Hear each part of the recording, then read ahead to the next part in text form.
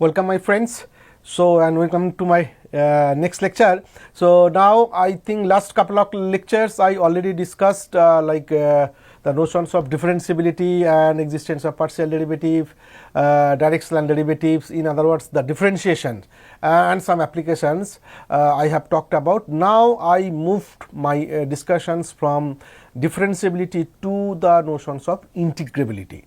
So, like in single variable case, you know the notions of Riemann integrations. Okay. So, now the question is, can I have if I have a function instead of R to R, say R2 to R or say Rn to R. So, can I extend the notions of integrability in the context of scalar field? So, that means the differentiation part is over. Now, I move to the integration part. So, first object to talk about is the concept of double integral, and then associated Fubini's theorem will be there. I will talk about that, what do I mean by Fubini's theorem. And then as an applications, you will have volume areas will be there. Then there is a notion of what is called change of variables in double integral. So, this is the kind of concepts I plan to discuss in this lecture. Okay. So, as I said, so I should start with a scalar field. That means I have a function, right, from some subset R, subset of Rn, then in dimensional Euclidean space, to real valued function, that is called scalar valued or scalar field. Okay, if I have a scalar field, now can I have the notion of what is called integrations? You will see the notions of Riemann integral that you know for functions from R to R or some closed interval a b to R. The notions of Riemann integral you can extend in the context of functions from Rn to R. So, for R2 to R it is known as double integral, for R3 to R it is known as triple integral, and then if you have Rn to R it is called multiple integration. So, let me start with very simple case, that means if I have a functions from R2 to R, then how one can extend the notion of Riemann integral in the context of functions from R2 to R. So, as I said, so this is the learning outcome of this lecture. Okay. So, in next couple of lectures, so you will learn the notions of what is called Riemann-Darboux integrations or Riemann integrations of there are certain restrictions of a bounded scalar valued functions f defined on some subset R, subset of Rn to R over a simple bounded region. So, I will take my domain is very simple bounded region. I will have a bounded functions, then I will try to introduce the notions of what is called Riemann-Darboux integral. So, for n is equal to 2, that means if I have a functions from R2 to R, that is known as double integral. Okay. So, double integral for functions f from some subset R, subset of R2 to R, that means real valued functions, where R is a rectangular region. That means I will have a region something like that, very simple region. Okay.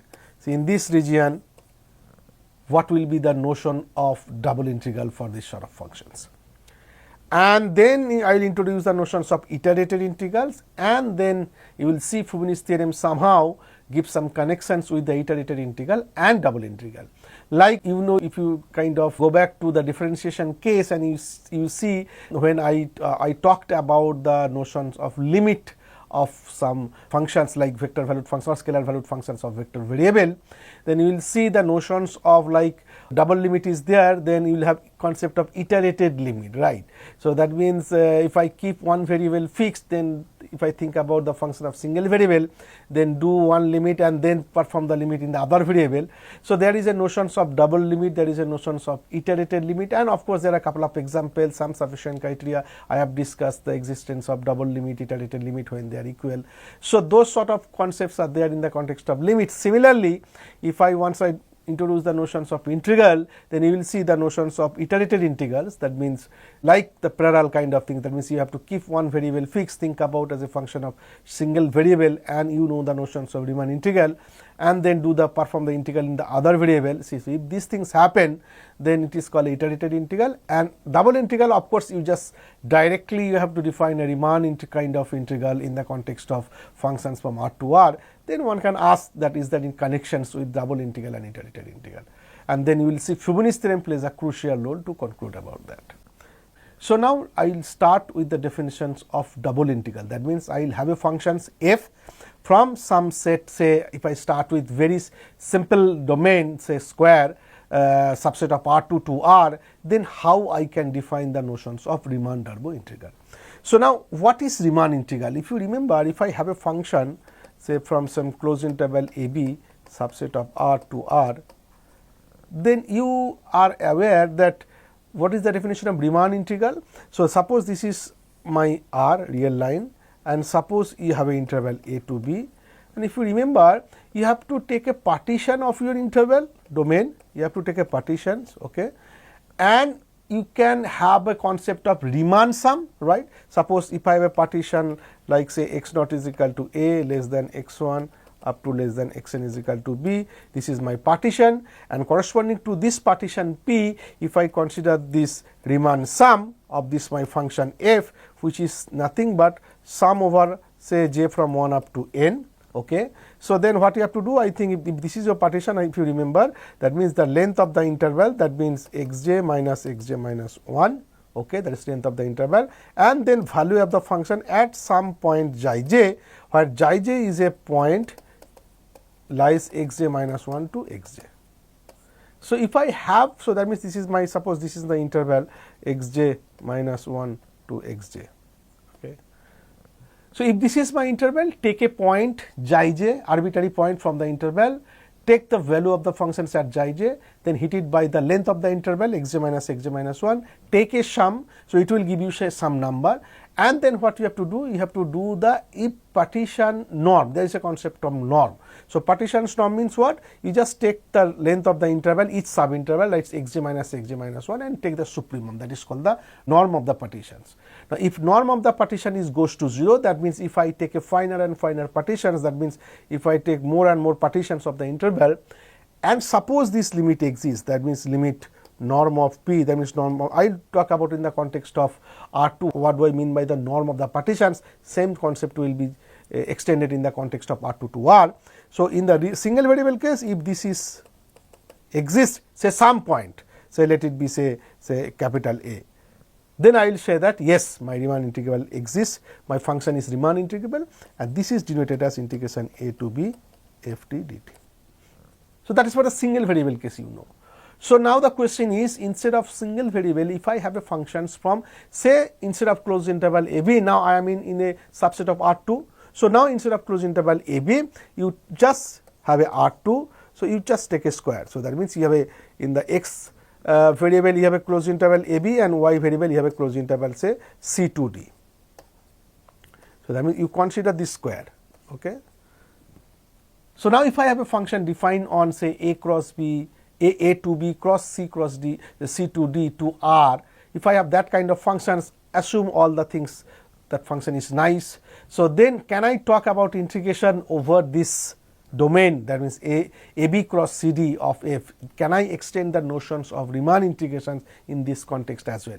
Answer is yes, you can do the similar sort of things what you have done in the context of single variable case. Single variable case, what you have done, you have an interval, you take the partitions, make a Riemann sum, and or this is one of the way. Another way, you have to make a upper sum, lower sum, and then upper integral, lower integral, and then there is notion of what is called integral of f. That is same as if I take the Riemann sum, and if Riemann sum, if this converges to some limit as norm of partition goes to 0, that will give you the Riemann integrability of your functions f in the context of single variable. Similarly, what I will do the parallel setup in the context of function defined on some square subset of R2 to R. What I will do, now this time I have a functions defined on R2, that means this kind of thing set, okay. What I will do, instead of taking a partitions in AB, you have consider partition of AB as well as partition of CD. If I consider partition of AB as well as partition of CD, what will happen? So you will have a partition of your square R2, okay. That is called a grid actually. So that means what you have to do, you have to just partition the way you have done in the single variable case, partition of the interval. Now you have to take a partitions of your square and take a small square and apply the same process. and small square you can write it as earlier it will what will have is just interval xj minus 1 to xj. Now you have a partition on x axis in the interval AB, you have a partitions on the y axis in the interval CD. So what will be the small square? So that means it is nothing but if I denote it as xj minus 1 to xj, then cross yj minus 1 to yj. So that is the small boxes like this kind of things. I will show you, I have a picture here.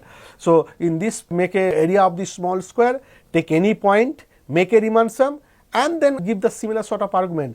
As partition goes to 0, that means if I take a more and more finer partitions of your square, that means more and more finer kind of what is called this small boxes, if their area or water diameter goes to 0, then whether the limit of this double sum, that means sum over I, sum over j, because you have a partitions over the square. So interval means only if I have only one indices I. Now you have a partitions over AB in x axis as well as CD in y axis, when double sum will come. So first x axis if I denote by the indices I or j, the second axis or y axis it should be either j. Okay, so that means I have double sum I and j. Now I will argue in the similar directions, like if norm of the partition goes to 0, whether this Riemann sum converges to some limit or not. If the limit exists, then I will say that yes, my function is Riemann-Darboux integrable. So that means the same context you can extend in the case of functions defined on some nice domain, that is square a cross b, a to b cross c cross d to R. Okay. So that exactly I have written. So partitions or mesh or grid of a rectangular region. So partition of interval you know. So like this one. So if I have partition means if I have a partitions of AB, then we start with x naught is equal to a, x1 x2 up to xn is equal to, this is a partition. So that means you can partitions your interval, this is x naught, this is x1, this is x2, this is up to this is xn. So that partition of a interval in the x axis you know. Now you have to just repeat the same process, take a partitions in the x axis of the interval AB, take a partitions of the y axis in the interval CD and put together and make a partitions of your square and apply the same process. That's it. Okay, look, so that's exactly I have written. Okay, so partitions or mesh or grid, same in different book uses different kind of word for this partitions of this rectangular region. So it says that let R be a bounded rectangular region. You look at the statement, it's very careful. So I am starting with a bounded rectangular region. So that means collection of all those points x, y in R2, where x is standing over a to b and y is standing over c to d, where a is strictly less than b, c is strictly less than d. So that means what you have, so that means suppose this is my a, this is my b, this is my c, this is my d, then what will be region? That means this is the region I am talking about. So this is the region I am talking about. Okay. Now consider the partition Px of AB. So now once I have a closed interval a to b, that is in the x axis, you will have a partition, right? You can take a partition, finally many points, whose first point x naught is a, last end point is xn is equal to b. Okay, so x naught is equal to a, xn is equal to b. Consider a partition py of cd, that means take a partition of this interval, okay, or here, fine, where y naught is equal to c and yn is equal to d. Okay, now you just combine. So that's exactly I have written. So p script p is nothing but px comma py. So px stands for partitions of the interval AB in the x axis, py stands for partition in the of the interval CD in the y axis. So this together forms a partitions are of how many sub intervals will be there. If x axis if I have a m partitions and y axis if I have a n partitions of the interval AB and CD together, then if I combine it, then it will have m times n, this m times n subrectangles or cell as follows. And what is that? That I have written. This is Rij. So that means it is a collection of all those points in R where x running between xi minus 1 to xi, that means this interval, and y running between yj minus 1 to yj. And this is actually, if I denote it p as Rij, where I running from 1 up to m and j running from 1 up to n, this is called the partitions or mesh or grid of the rectangle R. Clear? So if I have a rectangle, of course it is of the form closed interval AB cross closed interval CD. What you have to do, you take a partitions of your interval A to B, okay, let it be indices by say I. So that means the first point x0 is equal to a, then you will have a second point x1, third point x2, so on so forth, and end point is xn, which is exactly equal to b. That is a partitions of your interval a to b. That is one partition that I denoted as px. Then you take another partitions in the interval cd, which is in the y axis, and let it be indices by j. That means if I start with C, y0 is equal to C, then you will have y1, y2 up to yn, which is D. Then you combine these two things, px comma py. That means you take a small interval, like I denote it as rij. That means I stands for the interval xi minus 1 to xi, that exactly I have written, and j stand for the interval yj minus 1 to yj. You consider rij, which is the collection of all those points xy where x lies in between xi minus 1 to xi and y running between yj minus 1 to yj. Then if this is my rij, then if I denote p is the rij where I running from 1 up to m corresponding to the partition of the interval AB, and j running from 1 up to n, which is nothing but the indices in the partitions for the interval CD in the y-axis. Then this together forms a partitions of your rectangle. That is called either partitions or mesh or grid.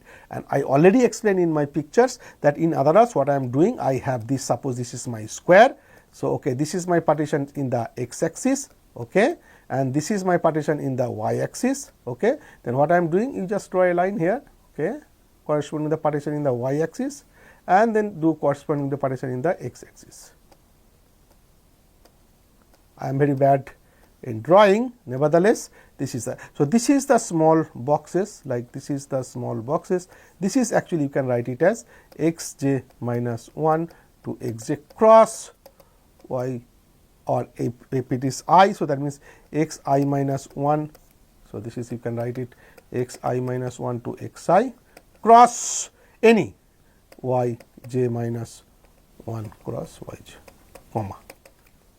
So that means this is the corresponding ijth element. So this is the partitions of your square A to B cross C cross D, and then you can just make, like in the single variable case, make upper sum, lower sum or Riemann sum, and conclude that yes, as long as the limit exists, if norm of the partition, I will explain what do I mean by norm in the case of R2. Same thing will happen, but here actually because norm means what? So earlier we will have just length of the subintervals and take the supremum. Here also similar kind of things happen. Either you can talk about the norm of the partitions by area of this small rectangles, sub-rectangles, or you can have a notions of diameter, because anyway if the area goes to 0 of the each subinterval, that means norm of the partition goes to 0, or diameter goes to 0 means also norm of the partition goes to 0. In any case, you can choose anything. And then if you say that okay, if the norm of the partition goes to 0 and if the limit exists, then I will say that Riemann-Darboux integral or Riemann integral exists for these functions. Okay, as I said, the picture is given. For example, this is your square. So this is the square of the domain. So and what is the grid or mesh for this? So like for example, this is the partition for the x-axis. Note, I have noted it down. So this is x0 is equal to a, then x1, then you have x2 up to xi minus 1 xi, and then up to the end left right end point xm is equal to b, and similarly you have a partition for in the y-axis. So this is y0, this is y1, this is y2 up to this is yn is equal to d. And if I just have it, so this is the grid. For example, if I take this is the one, so this is actually, so what is this? This is actually see xi minus 1 to xi, and this is yj minus 1 to yj. So this is actually the interval what is called xi minus 1 comma xi cross yj minus 1 to yj. And if you remember, this is, I have denoted as rij. So this is the small subinterval after partitioning my full rectangle. In the x-axis, take a partition in the x-axis, take a partition in the y-axis of the interval AB and CD respectively, and then if you join it together, then it will be partitions of your rectangle whose one of the subinterval is rij. So I stands for the partition for the x-axis and j stands for the partition for the y-axis or of the interval CD, and I stands for partition of the interval ith subinterval of the partitions of the interval AB. Okay, I think it's clear in the picture. Okay. So now look, so then I will define what is called mesh size, grid size or norm of a partition. So what do I mean by norm of a partition? So if I have a set S which is subset of n dimensional Euclidean space, then there is a notion of diameter. Okay, so and that I denote it as either delta of S or modulus of S or DIAM of S, which is nothing but supremum of norm of x minus y, because if I take x from S and y from S, S is subset of Rn, that means I have 2 points in Rn, then you just talk about the corresponding distance between 2 points in Rn, and what is that? This is the Euclidean distance or norm of between x minus y. Though I have written this is small, but actually this is norm of x minus y. So it's okay, it's completely clear, it's completely understood from the context that whenever I am talking about modulus of x minus y, and if xy coming from Rn, that means I want to talk about the distance between 2 points in Rn. So it is automatic that the distance between 2 points in Rn is nothing but norm of x minus y, even though I have noted it down by mod. It is well understood. Okay. So once I have the notions of diameter, the supremum, because I have a bounded set, I am starting with a bounded set, so therefore supremum will exist. Okay. So now at least for the rectangular case, okay, for this one you will see. So let R be a, now look, so this is diameter, means this I have defined. If I have a set, you take the supremum, then distance between any 2 points, and take the supremum of any two x varies over S, y varies over S, that is called the diameter. Now if I start with a bounded rectangular region, of course R, and what is bounded rectangular region? Even very specific bounded rectangular region I have taken. That means R is actually what all those point x, y is in R2, where x is running from A to B and y is running from C to D. Again, in last picture you have seen, this is kind of this kind of region. Either origin will be there or origin will be somewhere else, so it doesn't matter, or you can have this kind of things. Okay. So this is kind of R I am talking about, rectangular region. Okay. So now you take a partition P. What is your partition? It is the collection of all Rij. Rij is nothing but the small square inside this rectangle. So Rij, which is I is running from 1 up to n and j is running from 1 up to n. I just explained what do I mean by Rij, which is nothing but the cross product between the interval xi minus 1 to xi and yj minus 1 to yj, where x0, x1, x2, xn is a partition of your interval AB, and y0, y1, y2 up to yn is a partition of your interval CD. So if P is a mesh or grid of a rectangular region R, then the mesh size, grid size, or norm of the partitions, how I can define? I am saying this is the notations norm of P, and which is nothing but the supremum of diameter. Now Rij is a smaller rectangle, right? Okay. So it is like xi minus 1 to xi, comma, across yj minus 1 to yj, the small rectangle. Of course, it is sitting inside the big bounded rectangle. So what you have to do, diameter will exist, where I running from 1 up to n and j running from 1 up to n, and you have to take that as supremum. And diameter is finite, this is finite number, so supremum will always exist. Okay. So that I denote it as norm of the partition. So like in the single variable case, what is your norm of the partitions? You take the partitions of your interval, say x0, x1, x2, xn, where x0 is equal to a, xn is equal to b. Then what you have to do, take the length of the interval, subinterval xj minus 1 to xj, that means modulus of xj minus 1 to xj, and you just take the supremum as 1 j running from 1 up to n. So you have to do the similar kind of things here. So instead of length of the interval, I am talking about the diameter here actually, which is nothing but the supremum of distance between any 2 points where x and y running over those subintervals, okay, or those set. Okay. So that is called the supremum, and supremum will always exist in this case because I mean actually finite number of elements are there, and then that I am denoting as norm of the partitions. Okay. So now here is a note in what I have written. It varies from one book to another book. In some books, norm of P, okay, it is written as you see supremum of area of Rij. Okay. So instead of diameter of Rij, so they say that okay, you just take a partitions of your square, you have to take a small subsquare which is Rij, and you take the area of this Rij and take the supremum. That is also sometimes denoted as the norm of the partitions, because at the end of the day what I want that I have to take a finer and finer partitions. That means if the norm of the partition goes to 0, now norm of the partition goes to 0 means if the area of the small subinterval goes to 0 or the diameter of the small subinterval goes to 0, in both cases norm of the partition goes to 0. So it doesn't matter. So in some books they have defined norm of the partitions as the supremum of the diameter of Rij. In some books they have defined norm of the partition is the supremum of the area of these subintervals subsquare Rij. Okay. So that is the notion of partitions of a mesh or of some grid of some size. Okay. That is called the partitions of this grid. Okay. So then what I have done, so okay, I am starting with, so now I want to define the notions of what is called the notions of Riemann-Darboux integral for functions defined on say bounded region square from square to scalar value, that means real value. So let R be a bounded rectangular region, that means R is of this kind of form, xy is in R2, x running from A to B, y running from C to D, and if I have a function which is bounded, I assume that it's very necessary assumption. You have to start with a bounded functions, because next slide you will see I am going to talk about the supremum and infimum, so it should exist. So unless otherwise your function is not bounded, you cannot have that kind of what is called luxury to say that the supremum and infimum exist. Okay.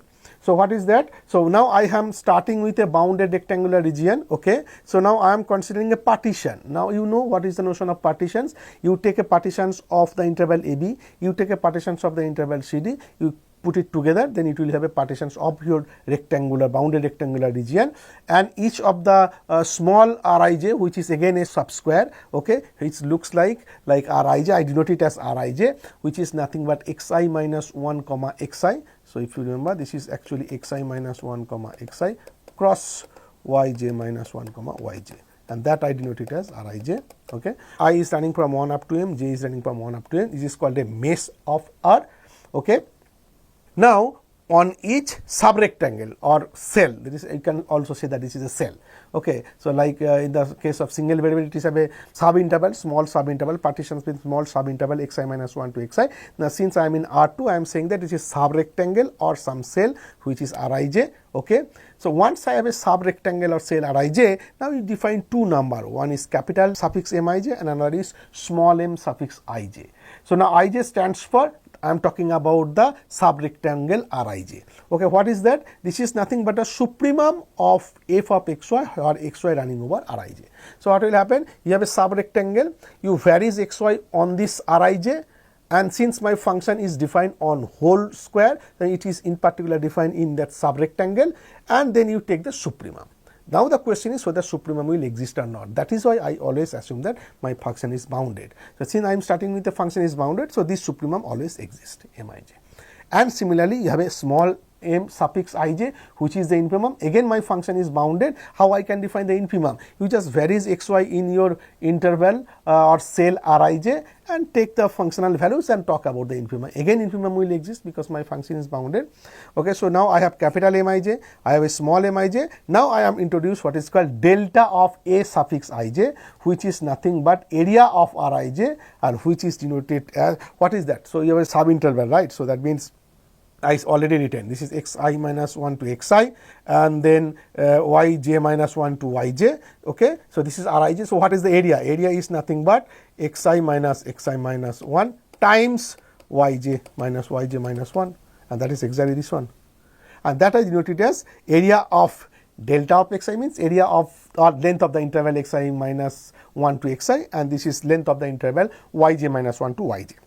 So this is another notation. So I have capital mij, small mij, and area of the cell rij, where delta of xi is nothing but xi minus 1, delta of yj, that means yj minus 1.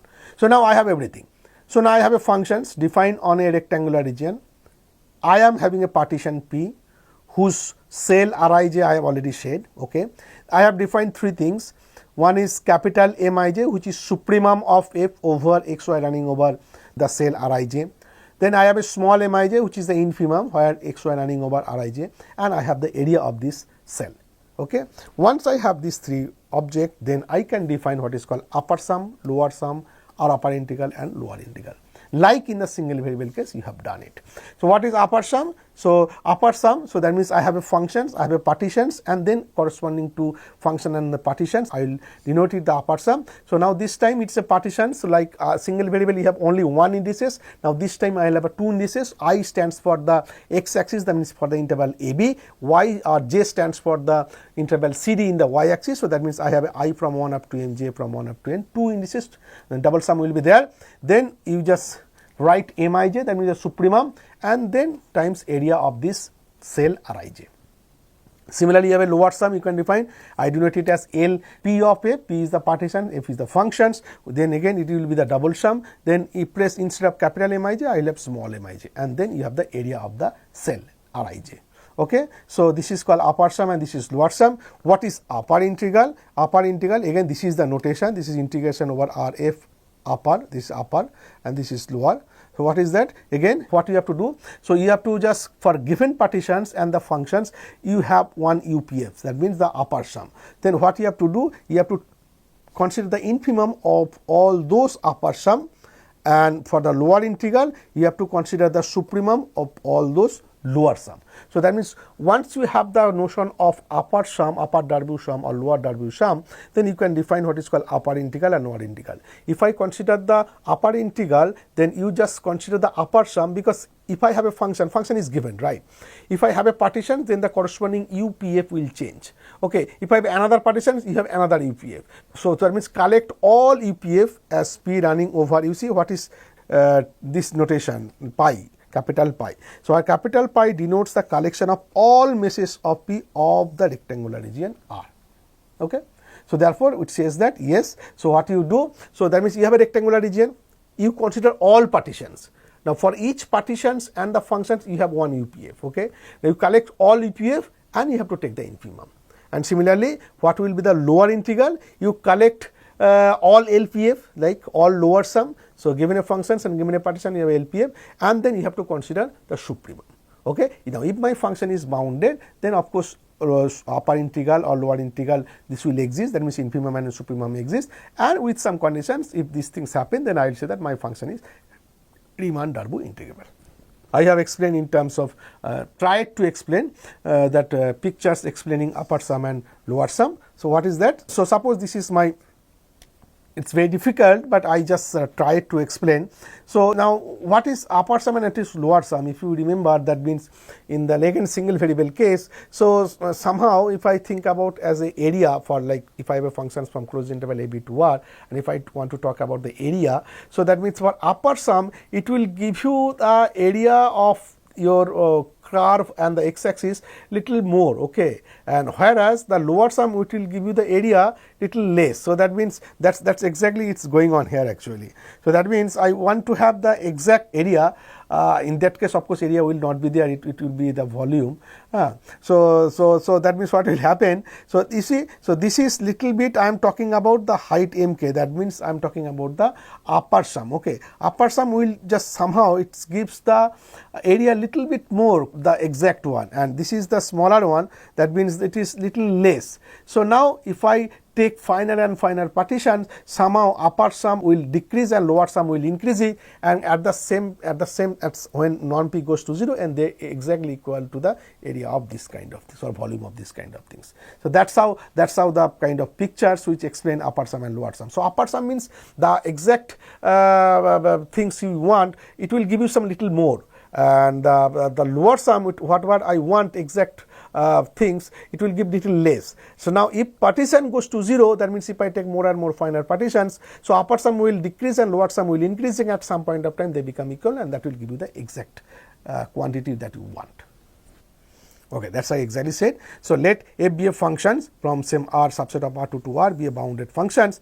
The function f is said to be Riemann integrable, I said that, or Riemann Darboux integrable, or simply integrable over R if this upper integral is exactly equal to the lower integral. Okay. In this case, the common value is called the Riemann integral of f over f, and it is denoted by this. So integral over R f, or sometimes integral over R f x y dA, or some over integration over R f of x y dx dy. So these are the various notations I can talk about once my function is Riemann Darboux integrable. Okay.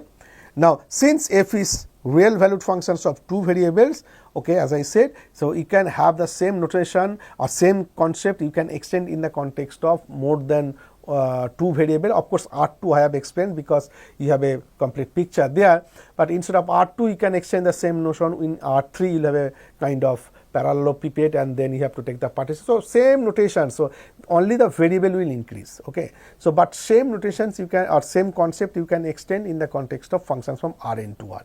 Now since I am in n is equal to 2, so I am saying that, or I am dealing with real valued functions of two variables, I am saying it is a double integral or over the region R. Okay. That means if I have a bounded functions, if I have a rectangular bounded rectangular region, take the partitions, make a upper sum, make a lower sum, out of upper sum and out of lower sum you define upper integral and lower integral. Okay. Then you say that yes, if I have a bounded functions, a function is said to be Riemann integrable or simply integrable if the upper integral is same as the lower integral. So that is one of the definitions that again you are familiar in the context of real single variable calculus, and also next slides I will talk about the integrability in terms of the Riemann sum. That is another way you can talk about that. Okay, one example, I just see the example. For example, if I take this what is called rectangular region, bounded rectangular region, now I am starting with the functions f, which is a constant functions. Okay, so that means f of xy is equal to k, or xy running over r. Okay, k is real constant functions. Then let's see what will happen, what will give the upper sum, what will give the lower sum.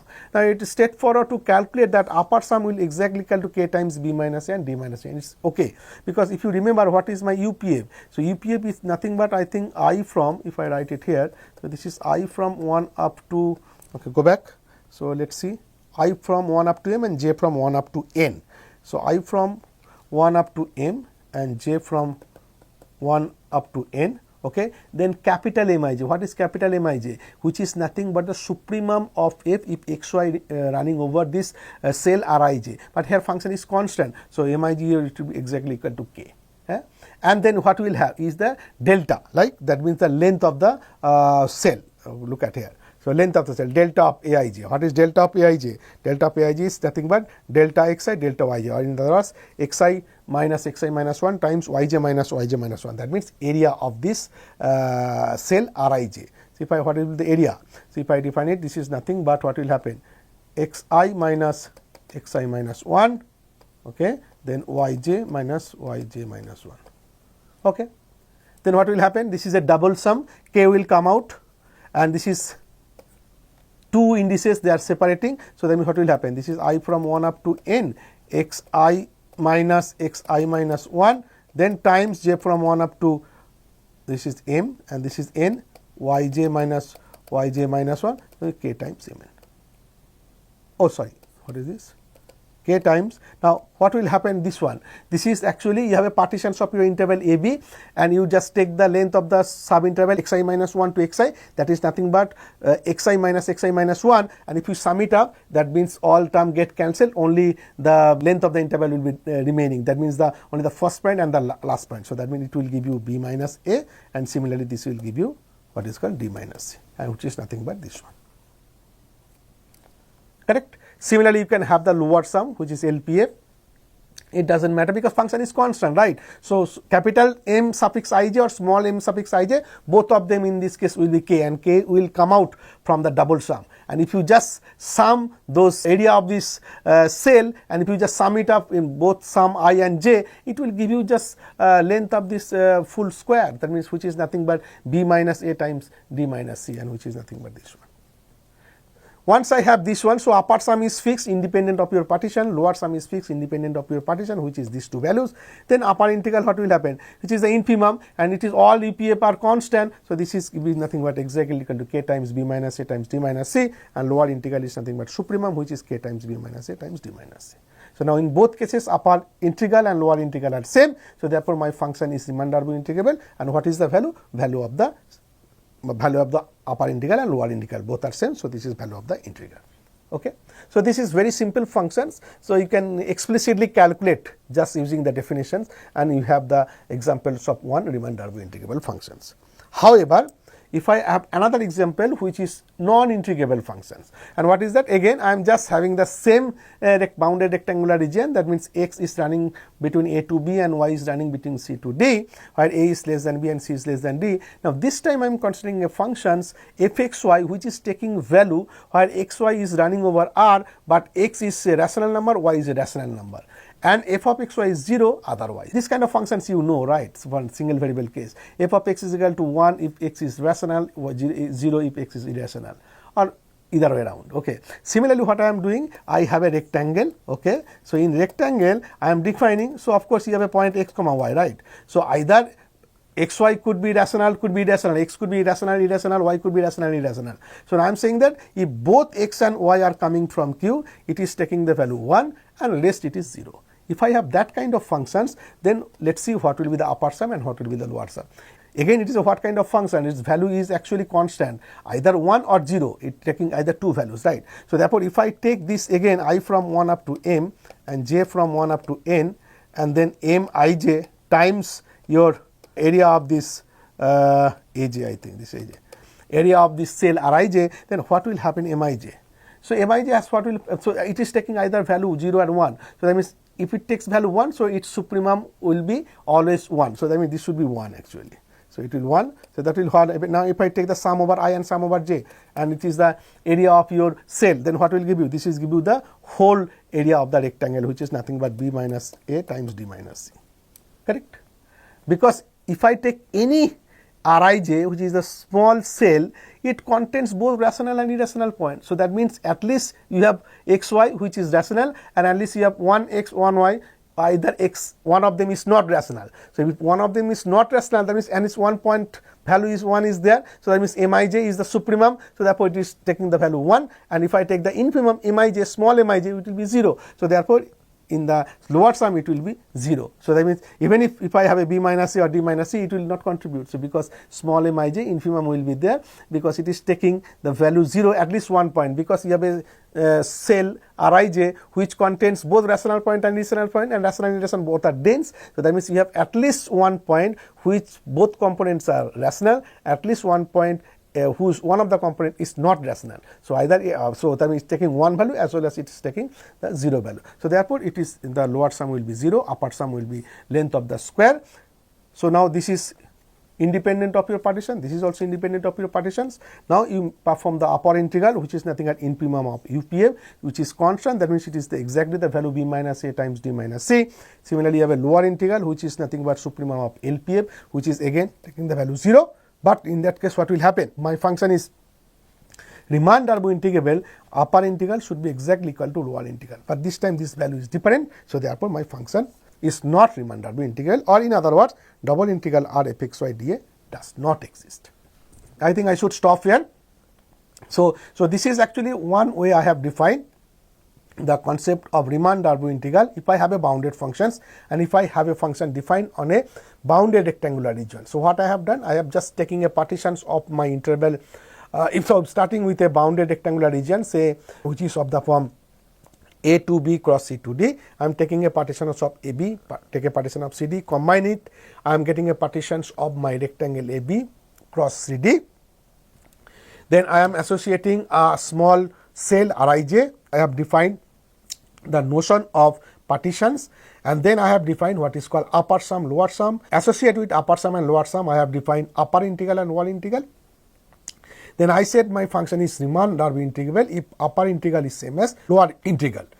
And then I have discussed an example. In some example, some function, constant functions, easily you can calculate. My function is Riemann integrable and its value is whatever. And then I have discussed another function which is a very bad function. So for that functions I have checked that, or I have discussed that upper integral and lower integral exist, but they are having the different values. So therefore my function is not Riemann Darboux integrable. In my next lecture I will talk about, and in fact I define the same concept, the Riemann Darboux integrable, in terms of what is called Riemann sum. That is also you are familiar with in the context of single variable.